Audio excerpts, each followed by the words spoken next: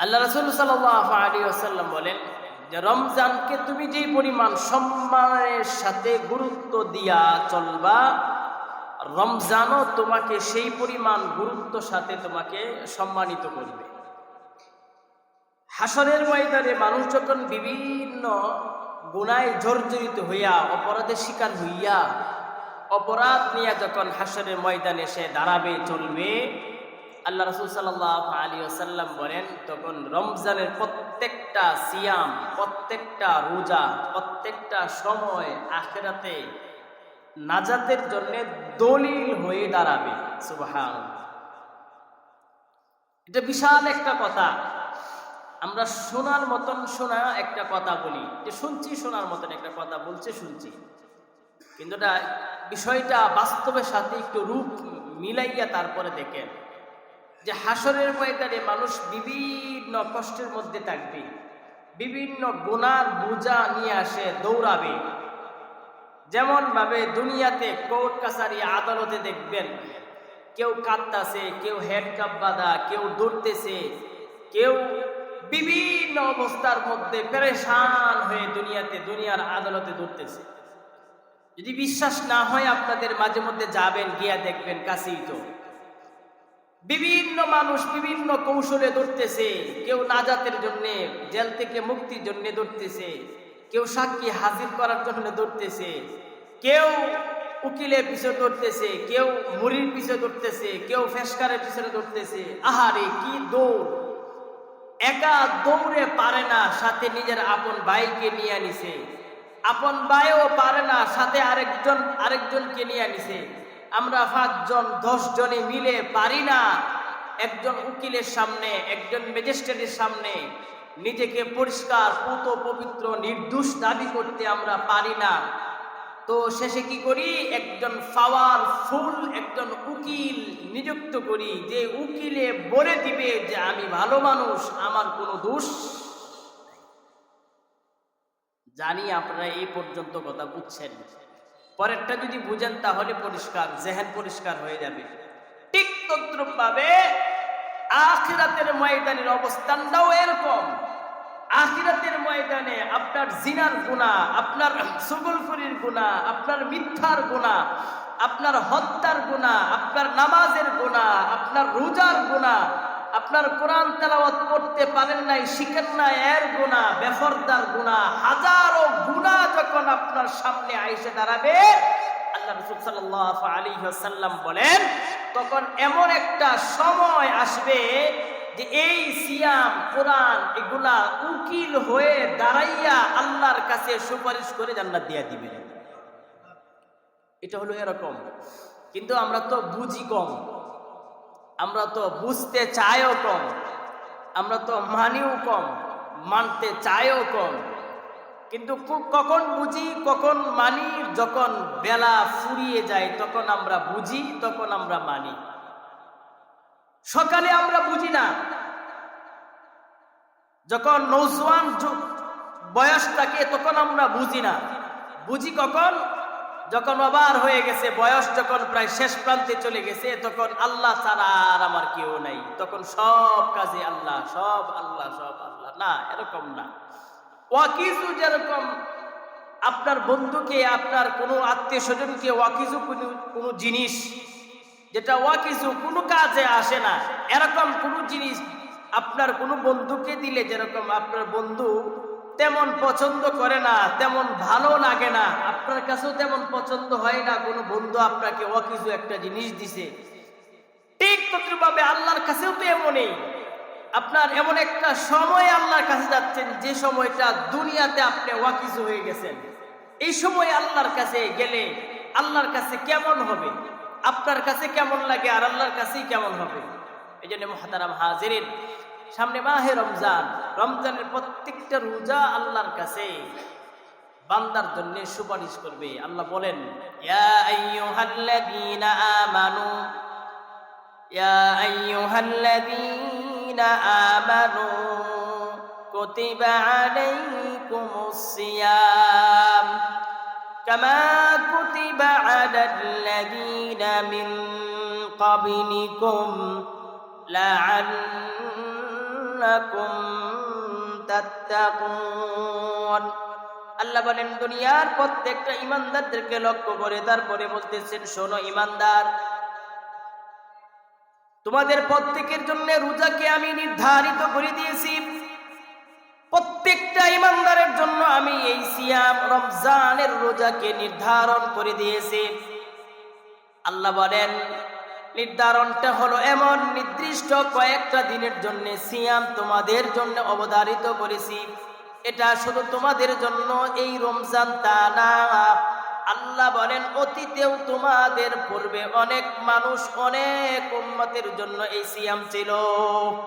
তবে পার্থক্যটা এতটুকুই, তাদের জন্য কিছু কম বেশি ছিল, আমাদের মধ্যেও এরকম কিছু। আল্লাহ বলেন এরকম সিয়াম এরকম মাহে রমজানের মতো রোজা এটা ঈমানদারদেরকে বা মানুষদেরকে কেন দেয়? এই কেন প্রশ্নের জবাব আল্লাহ নিজেই এই আয়াতের ভিতরে দিতেছেন, শোনো কেন দিই আমি।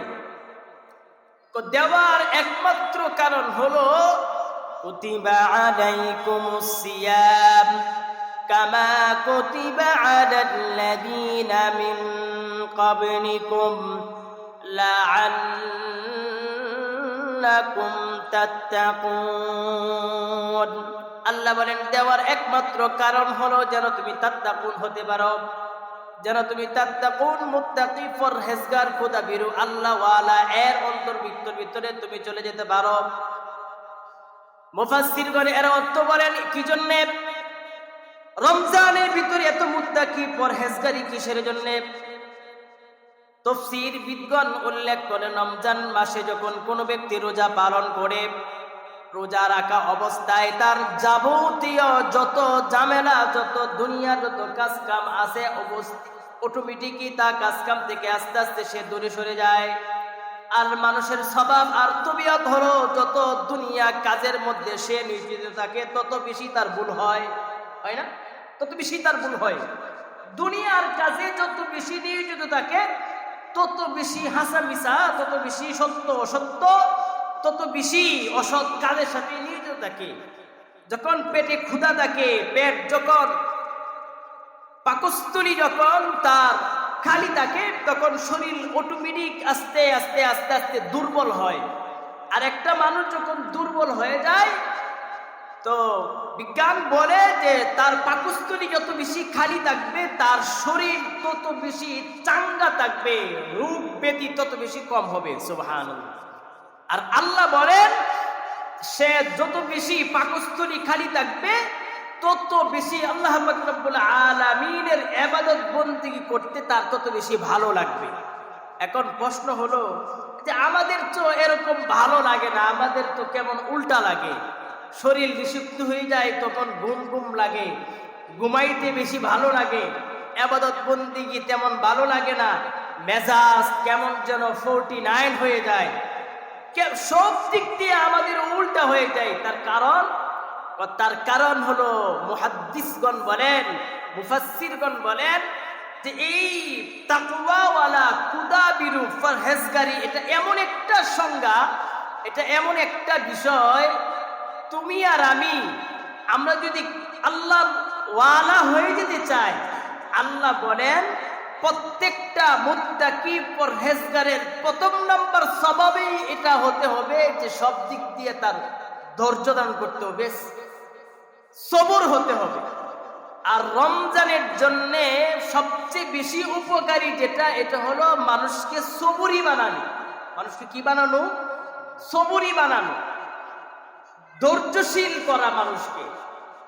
যার ভিতরে যত বেশি সবরি থাকবে, যার ভিতরে যত বেশি সবরের স্বভাব থাকবে, যার ভিতরে যত বেশি ধৈর্যের স্বভাব থাকবে, আল্লাহ রাসূল সাল্লাল্লাহু আলাইহি ওয়াসাল্লাম বলেন তার তত বেশি সফলতা আসবে। আর আমাদের তো স্বভাব এরকম যে সবরের কোনো স্বভাব আমাদের মধ্যে নেই। অথচ আল্লাহ পাক রব্বুল আলামিন এক আয়াতের ভিতরে বলেন, ইয়া আইয়ুহাল্লাযীনা আমানু ইসতাঈনু বিস-সাবরি ওয়াস-সালাহ ইন্নাল্লাহা মা'আস সাবিরিন। আল্লাহ বলেন তোমরা যদি আমার কাছে সাহায্য চাও, পেতে চাও, তোমরা যদি আমার কাছে সাহায্য চাও আর আমার পক্ষ থেকে সাহায্য তুমি যদি নিতে চাও, তাহলে সাহায্য চাওয়া আর সাহায্য পাওয়ার অনেক উদ্দেশ্যে অনেক বিভিন্ন পথ পন্থা রয়েছে, অবলম্বন রয়েছে। এর মধ্যে আমি রব্বুল আলামিনের কাছে সবচেয়ে বেটার, সবচেয়ে ভালো যে দুইটা পদ্ধতি, এটা হলো একটা মানুষ নামাজ পড়বে আমার সাহায্য পাবে, একটা মানুষ সবর করবে আর আমার সাহায্য পেয়ে যাবে। আল্লাহ সাহায্য যদি কেউ পেতে চায় তাহলে মাধ্যম কয়টা বলেন? মাধ্যম কয়টা বলেন? সবাই বলেন কয়টা? দুইটা। আল্লাহর সাহায্য, যে হুজুর আমি আল্লাহর সাহায্য পেতে চাই, দুনিয়ার এত ঝামেলা, দুনিয়া এত ক্যাসকাস, দুনিয়া এত মারামারি দাঙ্গা হাঙ্গামা আমার আর ভালো লাগে না, অথবা খুব অসুস্থতার মধ্যে আছি, টাকার পেরেশানির মধ্যে আছি, বিভিন্ন দিক দিয়ে আমি একটা পেরেশানির ভিতরে আছি, তো আমি এই পেরেশান থেকে মুক্তি কিভাবে পাবো? আল্লাহ বলেন তুমি যদি মুক্তি পেতে চাও তাহলে আমার কাছে সাহায্য চাও, আমার কাছে মুক্তি চাও, আমি রব্বুল আলামিন তোমাকে মুক্তি দিয়ে দিব। সুবহানাল্লাহ। আপনারা সবাই বলেন মুক্তির মালিক দুনিয়ার কেহ না আল্লাহ? বলেন নাই দুনিয়ার কেহ না আল্লাহ? আল্লাহ যদি কাউকে মুক্তি দিয়ে দেয়, দুনিয়ার হাজার মানুষ চেষ্টা করে তাকে বিপদে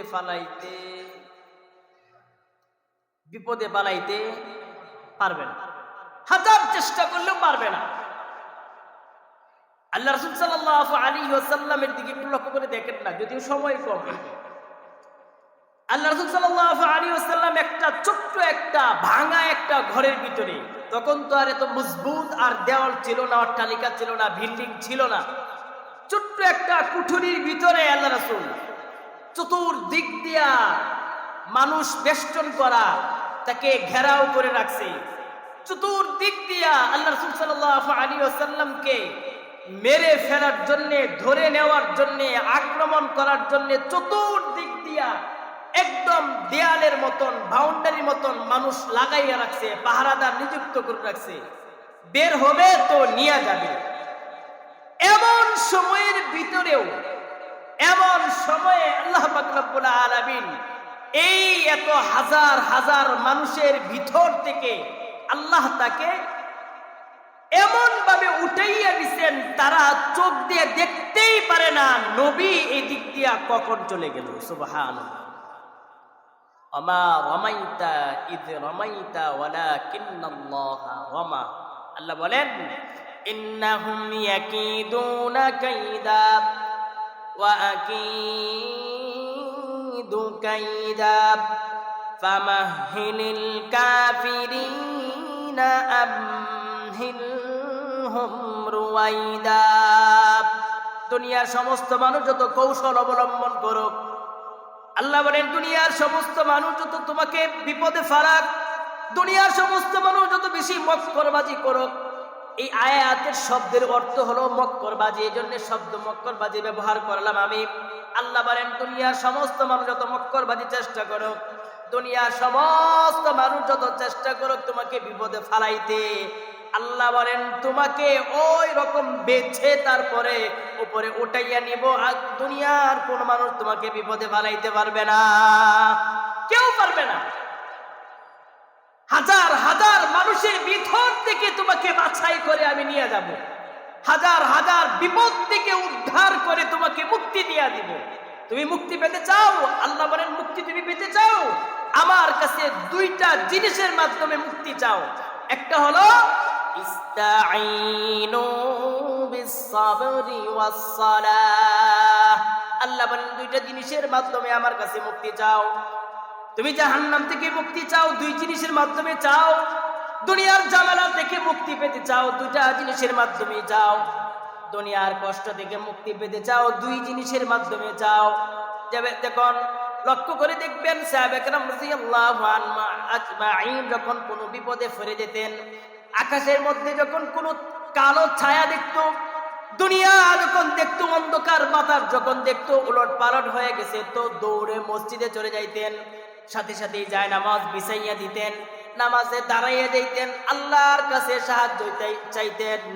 আল্লাহ বলেন সাহাবারা এইরকম ভাবে আমার কাছে সাহায্য চাওয়ার কারণে আমি তাদেরকে বিভিন্ন ভাবে মুক্তি দিয়া দিলাম, বিভিন্ন ভাবে মুক্তি দিয়া দিছি। আমরা তো এটাও জানি যে আমাদের মাঝে পরিচিত একজন ফির এরকমও থাকতো, যে ফির নদীর উপরে জায়নামাজ বিছাইয়া তারপরে কি করত, নামাজ আদায় করত, রাস্তা কি করত, পাড়ি দিত। তার মানে নামাজ এমন একটা বিষয়, নদীর মধ্যে তুমি চলতেছ, জানো নদীর উপরে চলা যাবে না, সাঁতার কাটাও যাবে না, বিপদ। বিভিন্ন প্রাণী রয়েছে নদীর মধ্যে, যেই প্রাণী যেই পশু আপনাকে আক্রমণ করবে, মেরে ফেলবে, নদীর তলে আপনাকে ডুবে যেতে হবে, সাঁতরাইয়া ওই পারে যাওয়া সম্ভব না।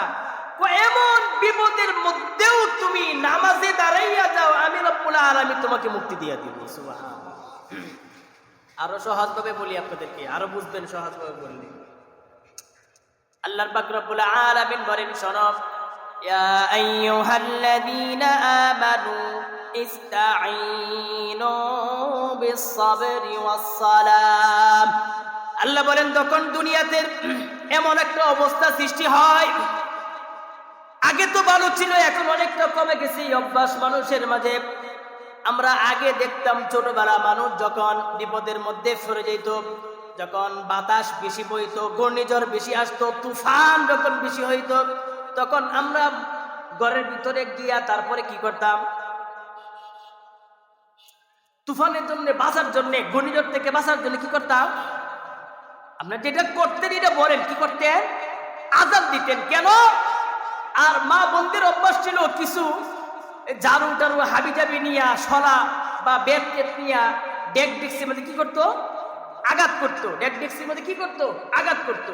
তো এটা বেদাত ছিল, এটা কুসংস্কার ছিল, এটা অপবিত্র ছিল, এটা হারাম ছিল। কিন্তু যখন আমরা আযান দিতাম, যে ঘূর্ণিঝড় আসছে, বিপদ আসছে, আযান দিতেছি, আল্লাহর কাছে সাহায্য চাইতেছি, তখন আল্লাহ পাক রব্বুল আলামিন ঠিকই কি করে দিতেন, মুক্তি দিয়ে দিতেন। আরো সহজভাবে বলি, বাড়ি অঞ্চলের মানুষ বা বিভিন্ন বিপদের মধ্যে, কিন্তু ইন্টারনেটের যুগ, মানুষ তো বিভিন্ন ভাবে ইন্টারনেট বিভিন্ন জিনিস ইউজ করে, ব্যবহার করে।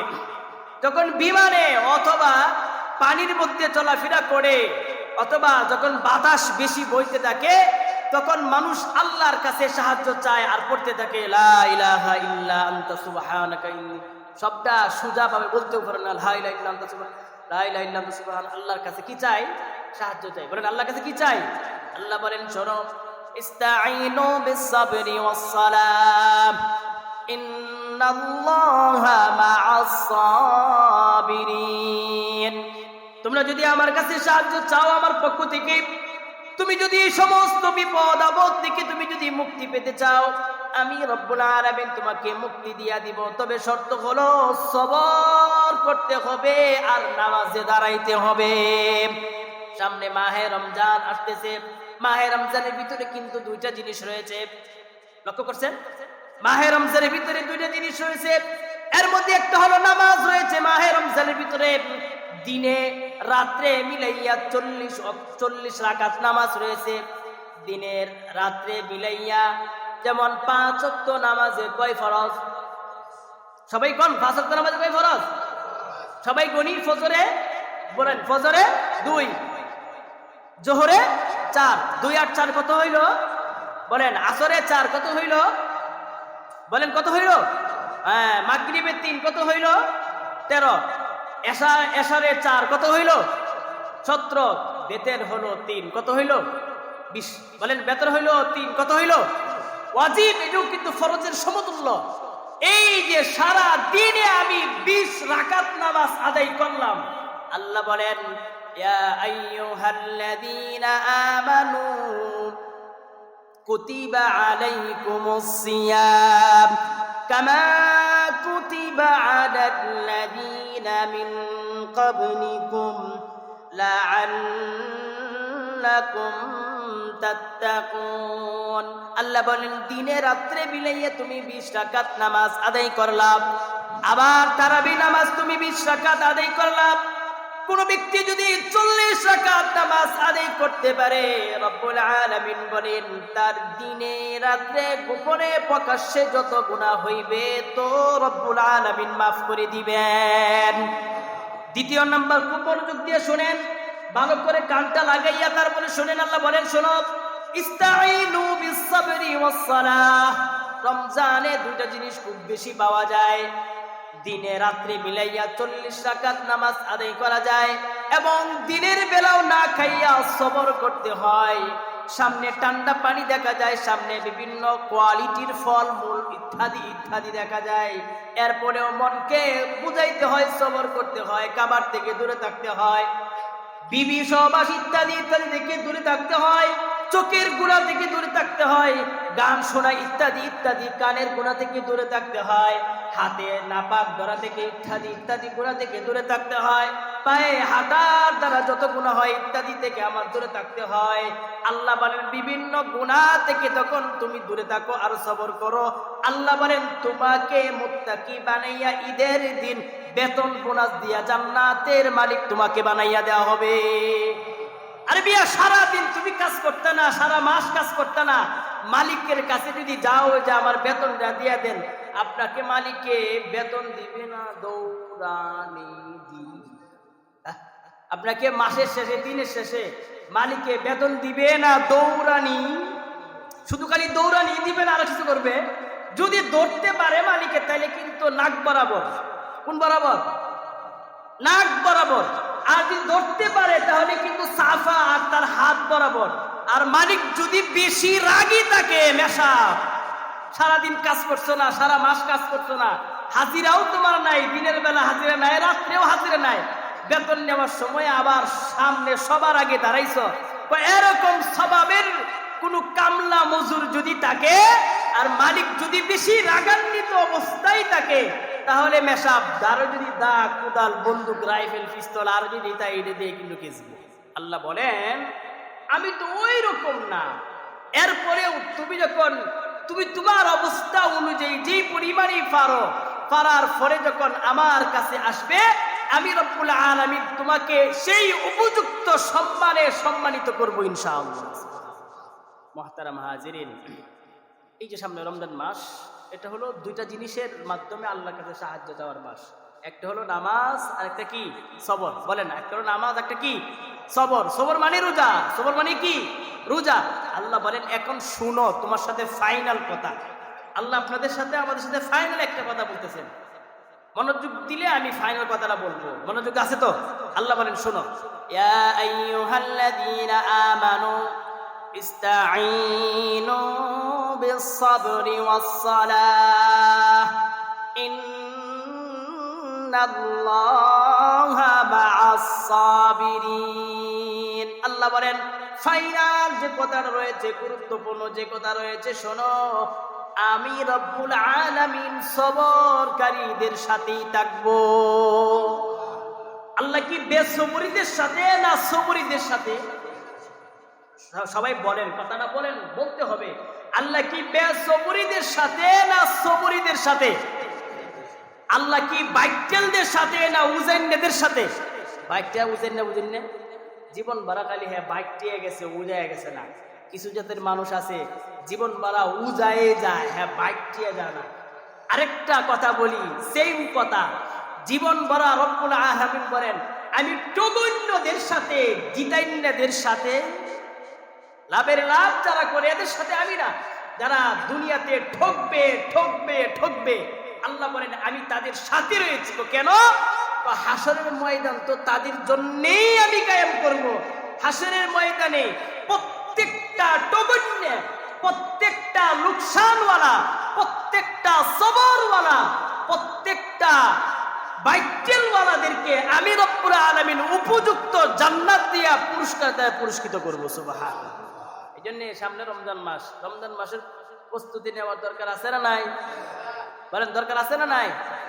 আল্লাহ পাক রব্বুল আলামিন রমজানের প্রস্তুতি নেওয়ার মতন তৌফিক দান করুক, আমিন। ওয়া হাযা আখির দাওয়ানা আলহামদুলিল্লাহি রাব্বিল আলামিন। যারা সুন্নাত করেন নাই সুন্নাত আদায় করুন।